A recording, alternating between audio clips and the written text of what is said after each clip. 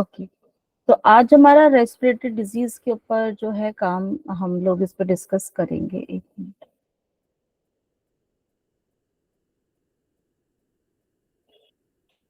सबको स्लाइड दिख रही है? Yes ma'am. ओके, तो रेस्पिरेटरी डिजीज, तो रेस्पिरेटरी डिजीज से पहले हमें जानना चाहिए कि रेस्पिरेटरी सिस्टम क्या होता है। ये आप लोग हमारे एनाटॉमी भी, क्योंकि मैंने ही आपकी क्लासेस ली थी एनाटॉमी फिजियोलॉजी की, तो आप अच्छे से जानते हैं कि हमारा रेस्पिरेटरी सिस्टम के कौन से पार्ट्स होते हैं और रेस्पिरेटरी सिस्टम का फंक्शन क्या होता है।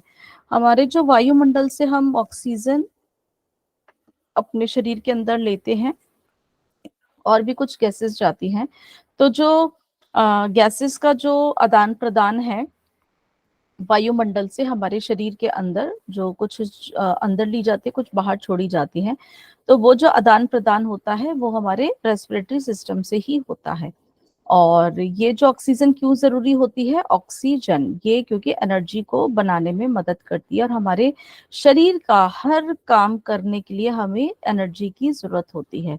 तो वो एनर्जी किससे बनती है? वो हमारी एनर्जी ऑक्सीजन से ही बनती है, ठीक है ना। जैसे आप देखते हो आग, जब आप देखते हो आग के लिए हवा जरूरी चाहिए होती है ना, ऑक्सीजन चाहिए होती है। अगर आप किसी हवा बंद उसमें करोगे तो आग नहीं लगेगी, है ना, उसका कांटेक्ट खत्म कर दोगे। तो आग से क्या होता है कि एनर्जी वो भी बनती है। ऐसे ही हमारे शरीर में होता है ये कार्य। तो वो जो रेस्पिरेटरी सिस्टम के जो हमारे पार्ट्स कौन कौन से होते हैं, तो हम उनको दो पार्ट्स में हम डिवाइड करके चलते हैं। जो हमारे मेन जो हमारी विंड पाइप होती है, श्वास नली से ऊपर के जितने पार्ट्स हैं उनको हम अपर रेस्पिरेटरी ट्रैक में पढ़ते हैं और नीचे वालों को लोअर रेस्पिरेटरी ट्रैक में। अपर वाले में हमारी जो आती है वो कौन सा है? हमारी नासिका है, हमारी नासिका गुहा है, हमारा फेरिंग्स है, हमारे लैरिंग्स हैं, ठीक है ना। ये पार्ट्स हमारे जो हैं ये हमारे अपर रेस्पिरेटरी ट्रैक में आते हैं। और फिर जो हमारे ट्रैकिया, जो कि मेन विंड पाइप जो होती है, उससे नीचे का जितने भी पार्ट्स हैं, हमारे लंग्स हैं, हमारी ब्रोंकाई हैं, हमारी ब्रोंक्यूल्स हैं, एल्वुलाई हैं, लंग्स वगैरह हैं, ये सारे हमारे लोअर रेस्पिरेटरी ट्रैक्ट में आते हैं। तो ये सारे हमारी ब्रीदिंग का जो प्रोसेस जो होता है, जो श्वास अंदर और बाहर करने का जो प्रोसेस होता है, उसमें ये सारे हमारे बॉडी पार्ट्स हेल्प करते हैं। ओके, ठीक है। एनाटॉमी हम लोग पहले कर चुके हैं, लेकिन थोड़ा सा इसको हमने देख लिया है, आगे देखते हैं। अब जो अलग अलग बीमारियां होती हैं वो कौन सी होती हैं, पहले हम देखेंगे। पहले बीमारी होती है एलर्जिक राइनाइटिस।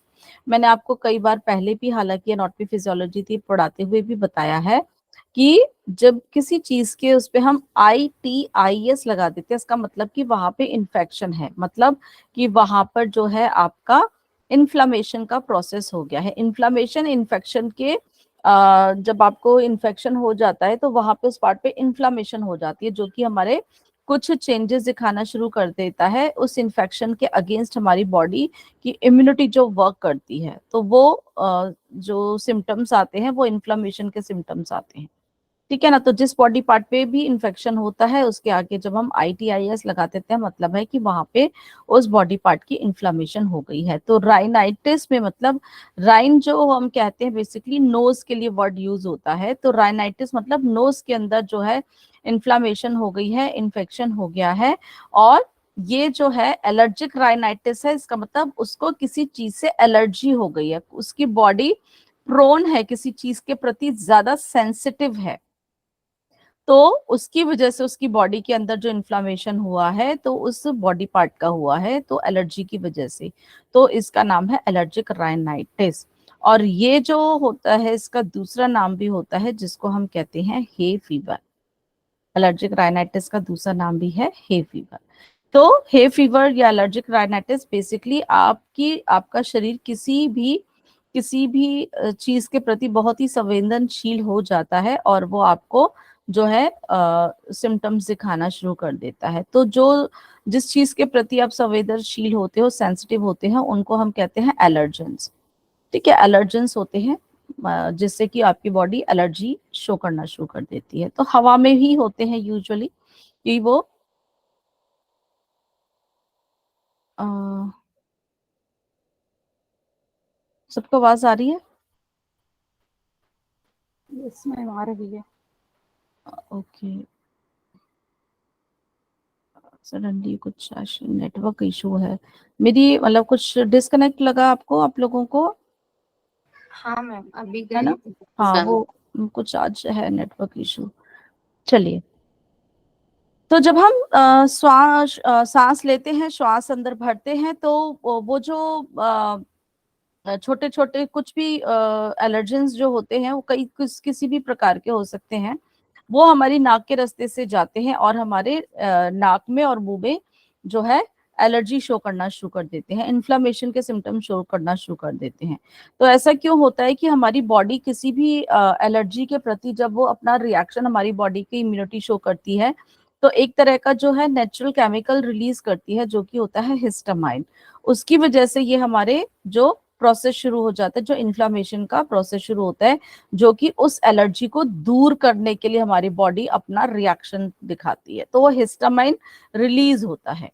ठीक है, तो ये घर के अंदर ऐसा नहीं है कि बाहर के ही, आउटसाइड के ही उसमें ऐसा हो, घर के अंदर भी होता है। मतलब डस्टिंग हो रही होती है ना, झाड़ू कोई लगा रहा है, डस्टिंग कर रहा है, स्पेशली आप देखते हो कि दिवाली पे हमारे जैसे यहाँ पे सफाइयां होती हैं, अगर कोई बहुत सेंसिटिव होता है तो उसको प्रॉब्लम शुरू हो जाती है, उसको छींके वगैरह ये सब नाक का जो प्रॉब्लम है वो हो जाता है।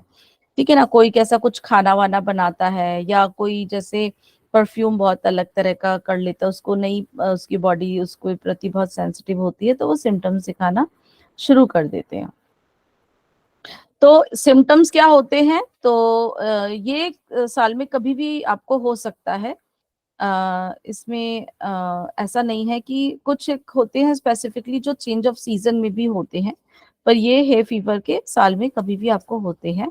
तो इसके सिम्टम्स जो होते हैं, आपको नाक के अंदर भारीपन लगेगा, स्टफ लगेगी, जैसे नाक ब्लॉक हो गई है, ब्लॉकेज सी है, कंजेशन हो रखा है, और छींके आएंगी, नाक बहनी शुरू हो जाएगी, खुजली होगी, आंखों में भी हो जाएगी, आपके गले में, मुंह में, नाक के अंदर बड़ा आपको ईचिंग ईचिंग सा लगेगा। और इसके बाद आपको सर दर्द हो सकता है, क्योंकि इसकी वजह से जो हमारे साइनसेस होते हैं हमारे फेस में, तो उनके अंदर भी इन्फेक्शन हो सकता है, तो साइनसाइटिस की प्रॉब्लम भी हो जाती है, और उससे हमें पेन होना शुरू हो जाता है। आंखों नीचे काले गड्ढे वगैरह भी लगते हैं, और क्या होता है, म्यूकस की सिक्रीशन बढ़नी शुरू हो जाती है हमारे नाक में और गले में, क्योंकि उस इन्फेक्शन के अगेंस्ट बॉडी का जो रिएक्शन शो करती है। और इसके कारण जो है कई बारी फीवर भी होता है इन्फेक्शन में, और आपको जो है एक कई बारी फीवर नहीं होता, एक डिस्कम्फर्ट की फीलिंग आती है, जिसको हम मेलेज बोलते हैं, और फटीग, थोड़ा सा आपको ना कमजोरी सी बहुत लगेगा, वीकनेस टाइप का। ठीक है, और इसके साथ साथ जो होता है, बलगम म्यूकस ज्यादा बनना शुरू हो जाते हैं नाक में भी और गले में भी। तो कई बारी नाक से जो गले में हमारे टपकना शुरू होता है, वो जो डिस्चार्ज है उसको हम बोलते हैं पोस्ट नेजल डिस्चार्ज। खांसी भी हो जाती है, कई बार सांस लेने में भी दिक्कत सी लगनी शुरू हो जाती है, साई साई की आवाज आती है जब हम सांस लेते हैं। तो इस तरह के हमारे सिम्टम्स होते हैं। अब होता क्यों है? होता जैसे अभी बताया था कि कुछ एलर्जेंस होते हैं, कुछ खास किस्म के कुछ भी हमारे जो छोटे छोटे बहुत माइन्यूट चीजें होती हैं, पॉलन ग्रेन्स भी हो सकते हैं, जैसे कि पिक्चर में दिखाया है ना, जैसे मैंने बताया था, धूल मिट्टी भी होती है, पराग के जो फूलों के जो कुछ पराग भी होते हैं, फ्यूम्स भी होता है, धुएं से भी हो जाता है। ठीक है, और कुछ खाने पीने की कुछ पर्टिकुलर चीजों से भी ऐसा हो सकता है। तो कई तरह की चीजें होती हैं जिनसे कि आपकी सेंसिटिविटी बहुत वो शो करता है, इम्यून सिस्टम आपका उस इरिटेंट जो एलर्जन के अगेंस्ट जो आपके सिम्टम्स दिखाता है, तो आपके नाक में या मुंह के रास्ते से वो जाते हैं और आपको प्रॉब्लम करते हैं। Usually allergens as such harmless ही होते हैं, बट जब हे फीवर होता है किसी को, तो हमारी इम्यून सिस्टम वो उस के प्रति जो एलर्जेंस को वो समझती है कि ये हमारे बॉडी को कुछ हार्म पहुंचाएंगे, तो वो अपना जो है एक नेचुरल केमिकल हिस्टामाइन रिलीज कर देती है उसको एक्चुअली भगाने के लिए।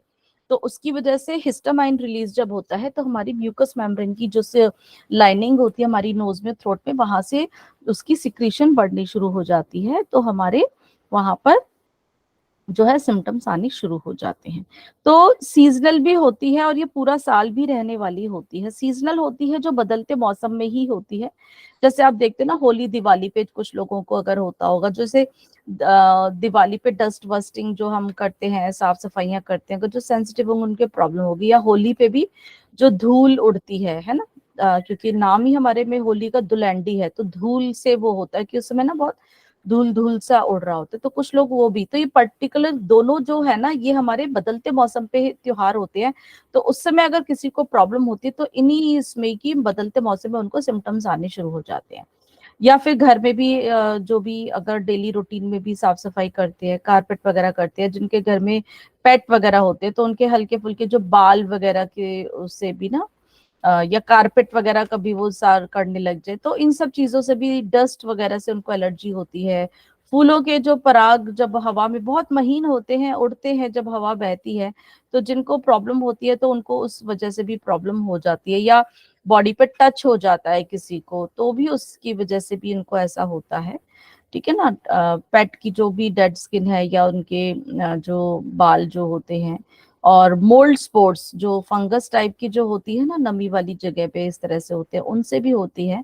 और कुछ इंसेक्ट वगैरह से होते हैं, जैसे कॉकरोचेस वगैरह के, और कुछ वेस्ट प्रोडक्ट्स उनके, उससे भी कुछ लोगों को एलर्जी होता है। कुछ खाने पीने की भी चीजों से किसी को हो सकता है, किसी को दूध से भी एलर्जी होती है, किसी को एग से एलर्जी है, या किसी को भी किसी खाने पीने की पर्टिकुलर चीज से हो सकती है। जैसे अरबी से किसी को एलर्जी होती है ना, तो मतलब मैं एक नाम ले रही हूँ, लेकिन किसी को भी किसी से भी हो सकती है।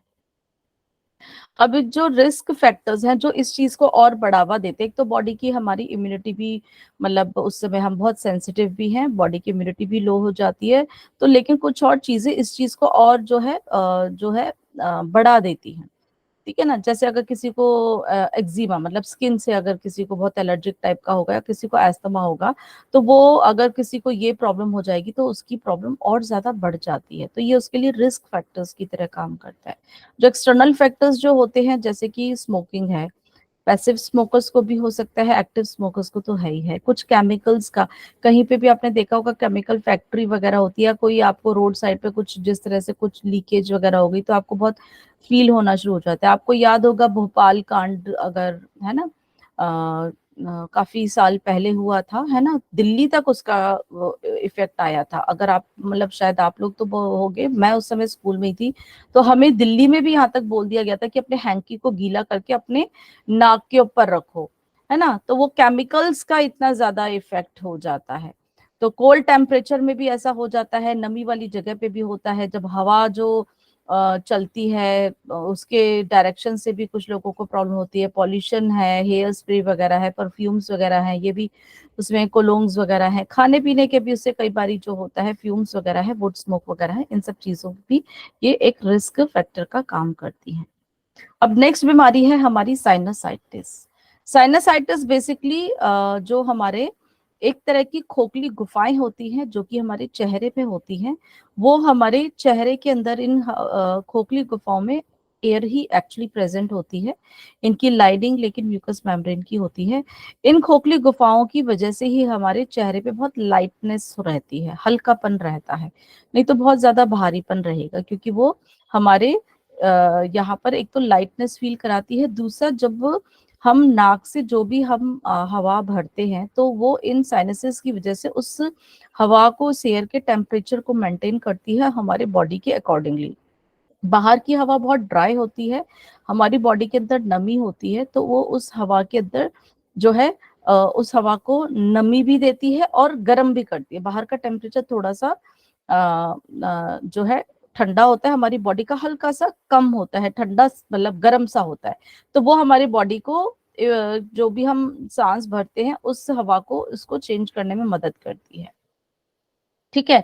अब इस साइनस की जो नॉर्मल साइनस सभी ह्यूमन बीइंग से प्रेजेंट होते हैं, अब इस साइनस में अगर इन्फेक्शन हो जाता है, इन्फ्लामेशन हो जाती है, तो वो प्रॉब्लम क्या कहलाती है? साइनसाइटिस।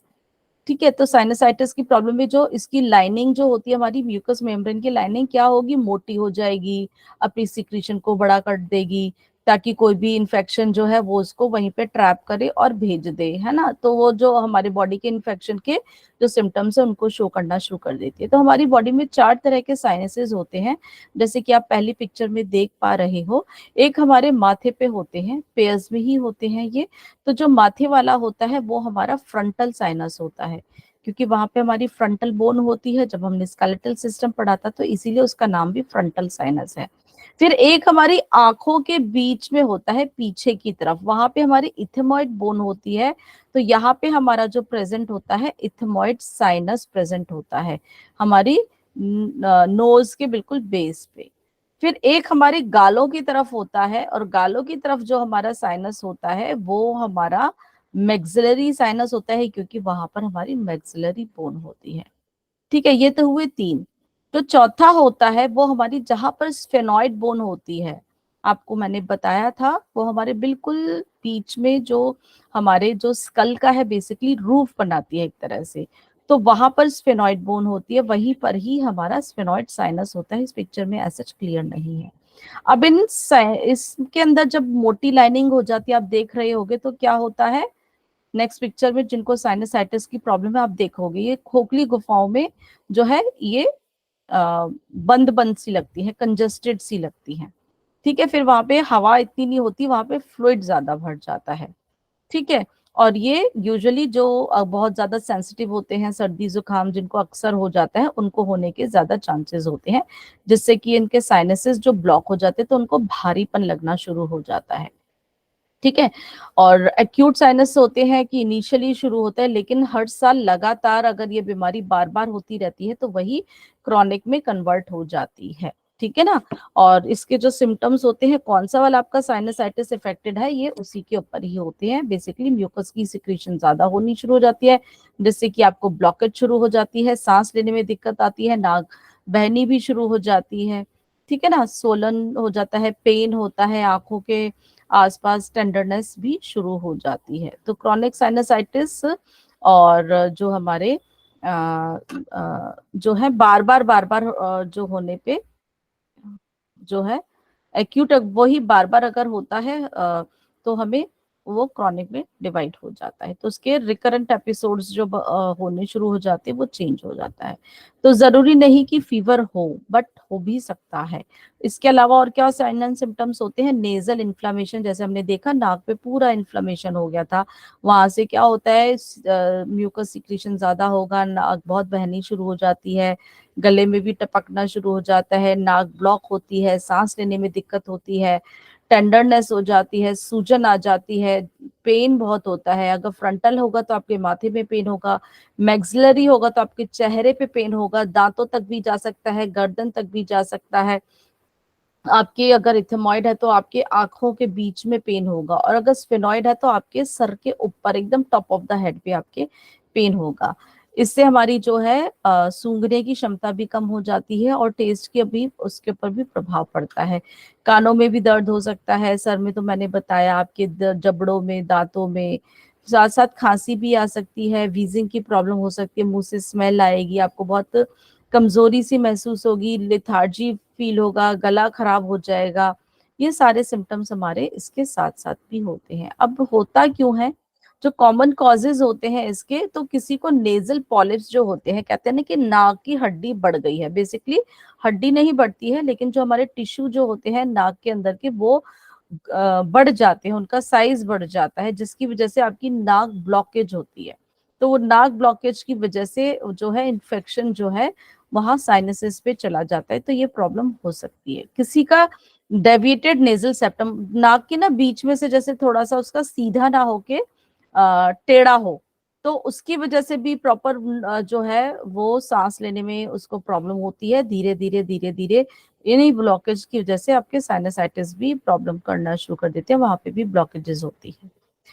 और भी कुछ प्रॉब्लम्स हो सकती हैं, जैसे कि एचआईवी है, सिस्टिक फाइब्रोसिस वगैरह, ये प्रॉब्लम होती है कि जो हमारी नाक के अंदर अलग अलग तरह की जो गांठें हो जाती है, आपकी इम्यूनिटी कम हो जाती है, आपको अक्सर ही खांसी जुकाम होना शुरू रहता है, रेस्पिरेटरी इन्फेक्शन हो जाते हैं। तो ये भी एक कारण है आपको जो साइनसाइटिस में कवर्ड हो सकता है, वायरस या बैक्टीरिया कुछ भी इन्फेक्शन हो सकता है। और जो एलर्जी थी, एलर्जिक राइनाइटिस भी आगे चलकर, या हे फीवर भी आपका साइनसाइटिस में कन्वर्ट हो सकता है। रिस्क फैक्टर इसके क्या होंगे, जैसे कि था डेविएटेड नेजल सेप्टम है, अगर उसकी नाक का जो सीध नहीं होगा, टेढ़ा मेढ़ा होगा उसमें अंदर, तो सांस लेने में दिक्कत होगी, उसकी वजह से होगा। नेजल पॉलिप, जो नाक की हड्डी जिनकी बड़ी हुई होती है, जिनको अस्थमा की प्रॉब्लम होती है, ऑलरेडी उनको सांस लेने में बहुत दिक्कत आ रही है, तो धीरे धीरे जब वो मुंह खोल के ज्यादा सांस लेते हैं या बहुत लंबे लंबे इस तरह से उनका लेने का तरीका होता है, तो उसकी वजह से भी उनके ब्रीदिंग पैटर्न पे बदल के जैसे मुंह से सांस ज्यादा लेने जाते हैं तो इन्फेक्शन बहुत जल्दी मुंह से ना बैक्टीरिया वगैरह बहुत जल्दी घुस जाते हैं, तो वो प्रॉब्लम हो जाती है। ट्यूमर्स भी हो जाते हैं कुछ लोगों को, जो गांठें जो हो जाती हैं, हे फीवर है या कोई भी स्मोकिंग करते हैं, पॉल्यूशन वगैरह में रहते हैं, तो ये उनके रिस्क फैक्टर्स होते हैं। ओके, नेक्स्ट बीमारी लेते हैं हम क्रॉनिक ब्रोंकाइटिस। अब यहाँ पे ब्रोंकाइटिस क्या है, यहाँ पे किस में इन्फ्लामेशन हो रहा है, आपके ब्रोंकाई में। ट्रैकिया जो हमारी मेन सांस की नली होती है, जब वो डिवाइड होती है वो ब्रोंकाई में होती है, ठीक है, वो भी हमारी रेस्पिरेटरी ट्यूब्स है, उनके अंदर अब इन्फ्लामेशन हो जाता है तो क्या होगा, सांस पूरी नीचे तक नहीं जा पाएगी, एल्वोलाई तक नहीं जा पाएगी, सांस लेने में दिक्कत आएगी। क्या होता है फिर वहां पे हमारे सब जगह म्यूकस लाइनिंग है, वो म्यूकस लाइनिंग मोटी हो जाएगी, बलगम ज्यादा निकलना हो जाएगा, खांसी हो जाएगी, खांसी के साथ बलगम बहुत निकलेगा। शुरू शुरू में जब होती है तो एक्यूट ही कहते हैं, लेकिन अगर यही एक्यूट प्रॉब्लम जो होती है हर साल हर बदलते मौसम में आपकी इम्यूनिटी वीक होती चली जाती है, तो ये क्रॉनिक में कन्वर्ट होती चली जाती है। एक्यूट ब्रोंकाइटिस बहुत कॉमन है, लेकिन यही अक्सर ही आपका यही एक्चुअली में क्रॉनिक में ही कन्वर्ट होता है, लेकिन क्रॉनिक वाला मतलब वो डीप रूटेड हो जाता है आपका।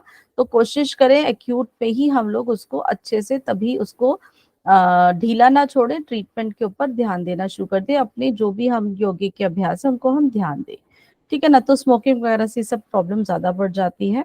एक्यूट ब्रोंकाइटिस को यूजुअली चेस्ट कोल्ड बोलते हैं और ये अपने आप ही लगभग 10 दिन में ठीक हो जाता है, बहुत ज्यादा दिन ये रहता नहीं है।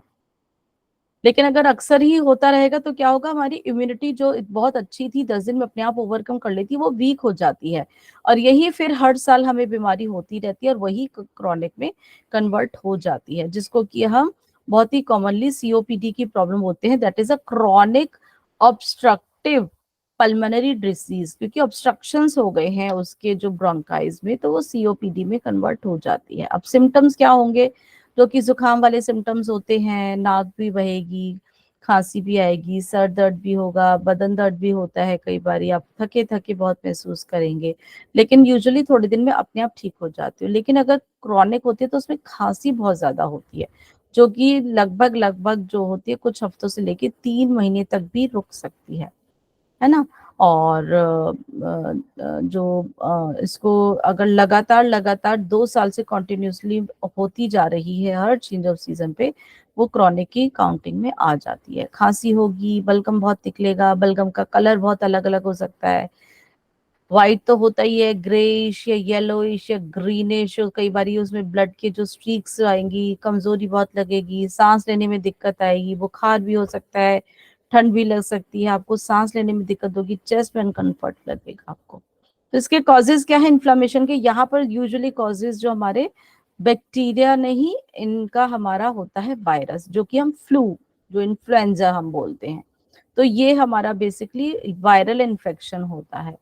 तो यहाँ पर हमारे एंटीबायोटिक्स कुछ काम नहीं करती, क्योंकि एंटीबायोटिक्स बैक्टीरिया को मारने के लिए होती हैं, एंटीवायरल ऐसा कुछ नहीं है। तो इसमें जो है मेडिसिन का कोई इतना रोल नहीं होता है।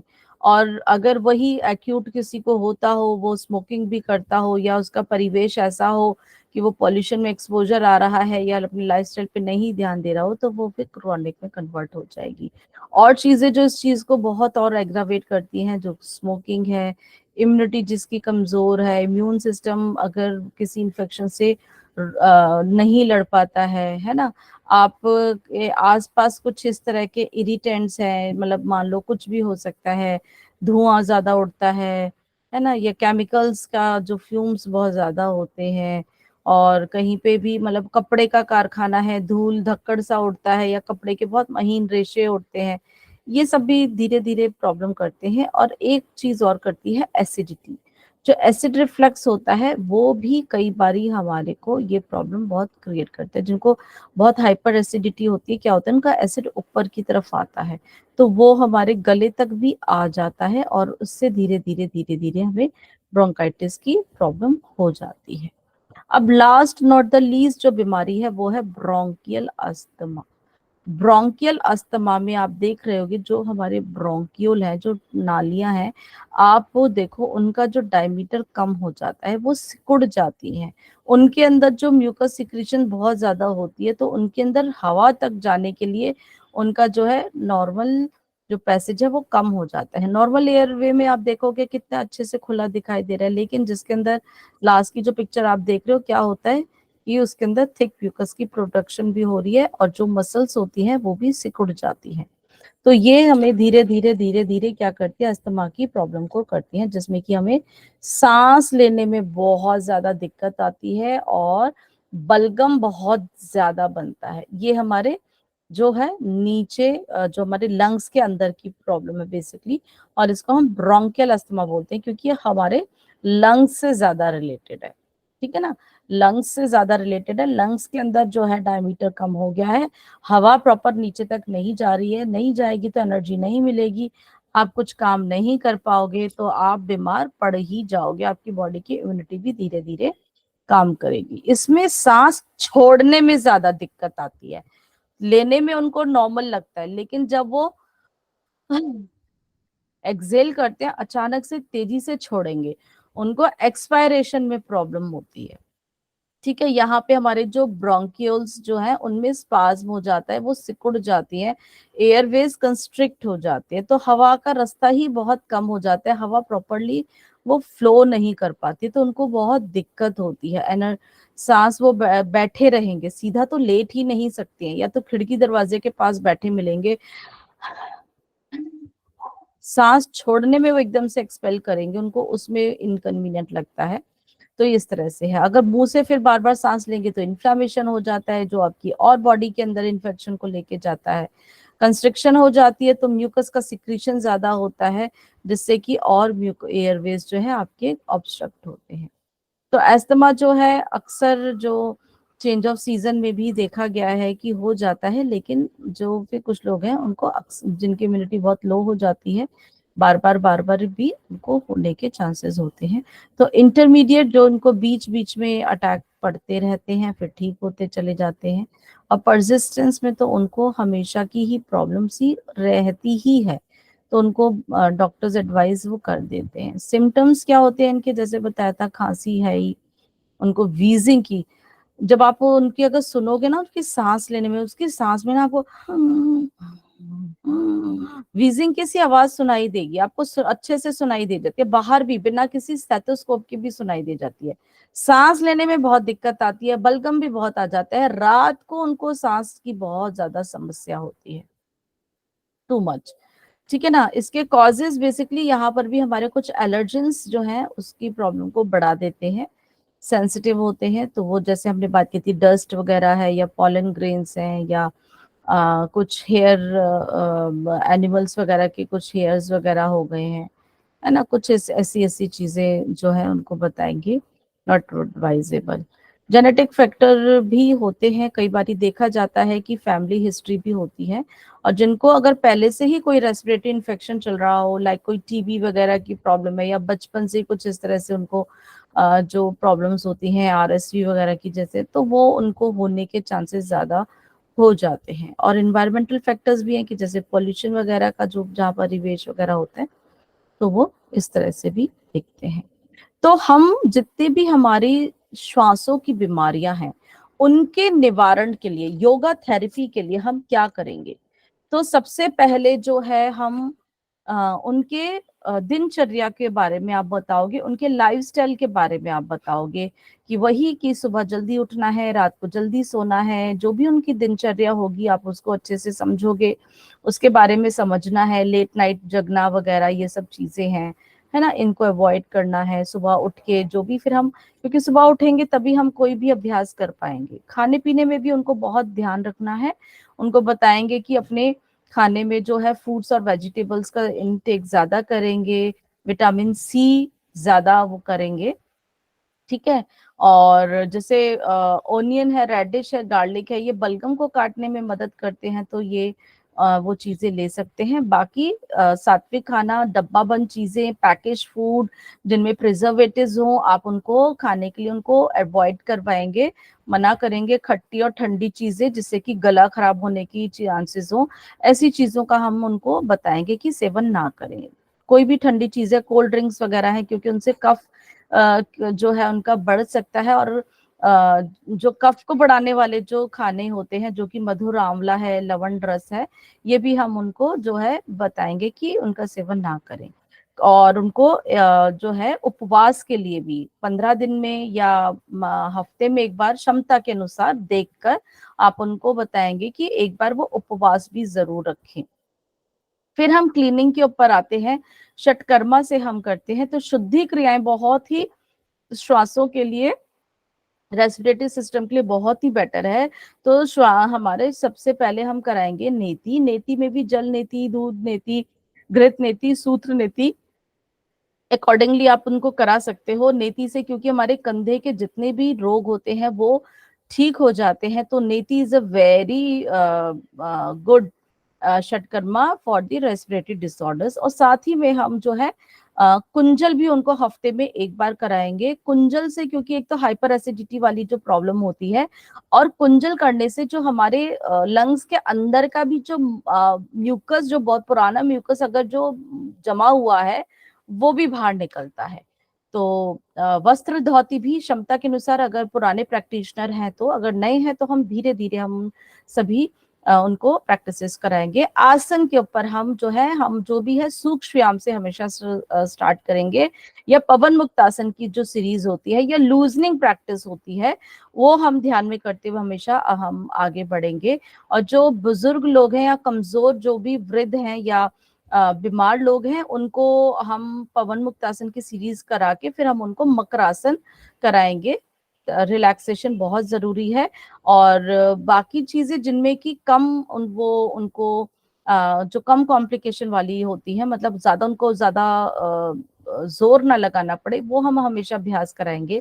शक्तिबंध की जो सीरीज है, जो कि मैंने बताया सूक्ष्म व्यायाम की जो हमारी वो अभ्यास है, सूर्य नमस्कार है। फिर वज्रासन की जो सीरीज होती है, शशक आसन, फिर हमारा भुजंग आसन, शशांक आसन, भुजंग, उष्ट्रासन, मार्जरी, ये सारे सीरीज हम इनको फॉलो करेंगे, जिसमें कि चेस्ट ओपनिंग एक्सरसाइजेस बेसिकली होती हैं, तो उनका हमारे लंग्स के ऊपर बहुत प्रभाव पड़ता है।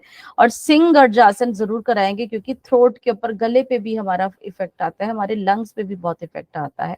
त्रिकोण आसन है, हस्तोत्तान आसन है, जिससे कि हमारी चेस्ट की स्ट्रेंथनिंग हो, not only from the forward, in fact from the backward also, और फ्रॉम द लेटरल साइड से भी। तो हमें इन सब अभ्यासों को कराना है। प्राणायाम हम जो कराएंगे वो हम नाड़ी शोधन कराएंगे, उज्जयी, भस्त्रिका और कपालभाति। शीतली शीतकारी हम नहीं कराएंगे वैसे ही, क्योंकि उनका ठंडक ज्यादा होता है। और लेकिन इसमें ध्यान रखेंगे कि हम उनको सांस ज्यादा देर होल्ड नहीं कराएंगे। कुंभक का अभ्यास इनिशियली नहीं कराएंगे, धीरे धीरे जब उनकी क्षमता होगी, नहीं तो उनको दिक्कत हो जाएगी। अस्थमा वाले पेशेंट को कभी भी सांस रुकवाने वाले अभ्यास आपको नहीं कराने हैं। मुद्राओं का अभ्यास ही बहुत जरूरी है, योग मुद्रा और प्राण मुद्रा। महाबंध, महाबंध में भी अगर हम उनको ऐसा दिक्कत है तो हम जालंधर बंद नहीं लगवाएंगे, बाकी हम करा सकते हैं। कुंभक आपको नहीं कराना है, उनको ध्यान में करेंगे। फिर मेडिटेशन, जपा जप, जिसमें कि खेचरी मुद्रा लगवा के, उज्जयी प्राणायाम गले के लिए बहुत ही प्रभावशाली प्राणायाम है, और एक इकलौता ऐसा प्राणायाम जो आप कभी भी किसी भी समय कर सकते हैं। चाहे आप अपना ट्रैवलिंग कर रहे हो, मेट्रो में जा रहे हो, आप अपने ऑफिस में भी बैठे हो, दिस इज द ओनली प्राणायाम। आप किसी भी लेट कर, बैठ कर, चलते उठते कभी भी कर सकते हैं, तो इसके फायदे बहुत है। ठीक है ना। और अपनी चेतना को अपने पूरे शरीर में घुमाते हैं, और अपने ही पूरे शरीर पर उसका प्रभाव भी देते हुए, और रिलैक्सेशन टेक्निक जैसे कि योग निद्रा, ये सारे अभ्यास हम कराएंगे, तो ये हमें रेस्पिरेटरी डिजीज में बहुत ही जो है बेनिफिट देंगे। ओके। तो आज हमारा यहाँ पर रेस्पिरेटरी डिजीज का, आपको स्लेट दिखाई दे रही थी ना सबको? जी मैम। यस। Okay okay. तो अभी किसी का कोई प्रश्न है तो आप ले सकते हैं, अभी हमारे पास 1 मिनट है। मैम योग मुद्रा आपने बताई है, तो योग मुद्रा कैसे करते हैं, इसका रेफरेंस क्या रहेगा मैम? योग मुद्रा वैसे जो होती है, आप पद्मासन या अर्ध पद्मासन या सुखासन में भी आराम से बैठ सकते हैं। ये सिटिंग पोस्चर में होती है, और अपने दोनों हाथों को आप अपने पीठ पे पीछे लेकर जाएंगे। मैं एक मिनट बता, पद्मासन में बैठेंगे, आप अपने दोनों हाथों को पीछे लेके जाएंगे लोअर बैक की तरफ, और लोअर बैक पे आप अपने राइट हैंड की मुट्ठी बनाएंगे, अंगूठा अंदर मुट्ठी, और लेफ्ट हैंड से होल्ड करेंगे, और ये पोस्चर रहेगा मेरी लोअर बैक पे। उसके बाद मैं सांस भरूंगी, हल्का सा अपनी बॉडी को स्ट्रेच करूंगी, और सांस छोड़ते हुए मैं आगे की ओर झुक जाऊंगी, माथे को धरती पे लगाने का प्रयास करूंगी, जब तक मैं सहज रूप से रहूंगी। और जब मुझे लगेगा कि मैं वापस आना चाहिए, तो धीरे धीरे सांस भरते हुए मैं सीधी हो जाऊंगी, हाथों को खोल दूंगी। दिस इज द योग मुद्रा। और प्राण मुद्रा आपको पता होगा, प्राण मुद्रा बेसिकली ये प्राण मुद्रा है, ठीक है। ये हमारी सारी फिंगर्स में ही सारे हमारे पंच तत्व हैं, और हमारे सारे इन्हीं के ही द्वारा हम अपने प्राणों को भी, जितने भी हमारे जो पंच प्राण हैं, उनको भी हम अपने से जो है रेगुलेट कर सकते हैं। और रेस्पिरेटरी सिस्टम, हमारा जो चेस्ट रीजन है, वहां पे हमारा कौन सा जो है पंच प्राण में से कौन से प्राण होते हैं? प्राण मैम, प्राण प्राण प्राण वायु, है ना। तो प्राण वायु को रेगुलेट करने के लिए हम प्राण मुद्रा का ही अभ्यास करेंगे। तो जिनको भी रेस्पिरेटरी की प्रॉब्लम होगी, तो आप उनको प्राण मुद्रा, हमारा ये जो है प्राण मुद्रा का अभ्यास कराएंगे। सिंपल है कि अपने लिटिल फिंगर और रिंग फिंगर को अपने थंब से स्लाइटली टच करना है, other finger should be straight, and then you have to keep your hands like this on your knees. बैठने में आप आपके हाथ तो रहेंगे, ठीक है। चेयर पे भी बैठ के कर सकते हैं अगर, क्योंकि इनिशियली आपके पास रेस्पिरेटरी डिजीज के ऐसे पेशेंट आते हैं कि जो कि नीचे नहीं बैठ के प्रैक्टिस कर पाएंगे, तो आप चेयर पे बैठकर भी जो उनकी कन्वीनियंट के हो वो आप अभ्यास कराइए।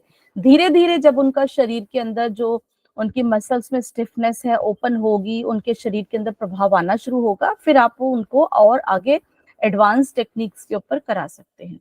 तो मुद्राओं का बहुत प्रभाव होता है, तो जब भी समय मिले उनको आप समझा सकते हैं कि वो इन मुद्राओं का अभ्यास भी करें, जिससे कि उनके शरीर के अंदर प्राण वायु जो रेगुलेट होगी, और प्राण वायु का काम ही हमारे रेस्पिरेटरी सिस्टम पे होता है, तो वो उसकी फंक्शनिंग को बहुत ही प्रभावित करेगी। ओके, तो चलिए आज के सत्र को अब हम यही विराम देते हैं। कल आप सबसे मुलाकात होगी।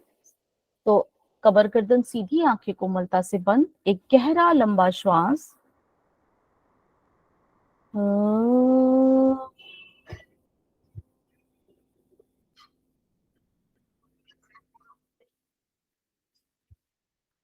शांत शांत शांति। धीरे से वापस आएंगे। सभी को ओम, सभी को नमस्ते। आशा